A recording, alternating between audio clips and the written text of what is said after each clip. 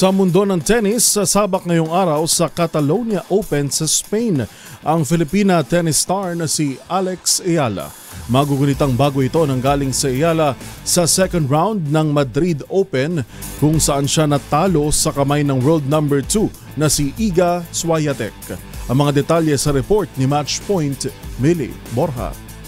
Hindi magpapahinga si Alex Ayala sa kabila ng pagkatalo sa second round ng Madrid Open. Itinuon na ni Ayala ang pansin sa WTA 125 Catalonia Open na nakatakdang simulan ngayong araw ng Lunes, April 28, sa Vic Tennis Club sa Spain.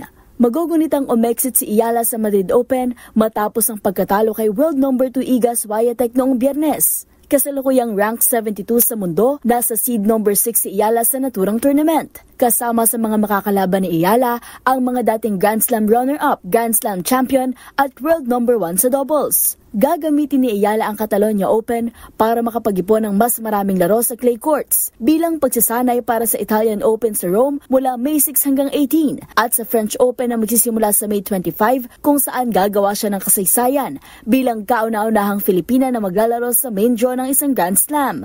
Para sa MBC TV Network News, ito si Millie Borja ng DZRH TV, una sa Pilipinas, una sa Pilipino.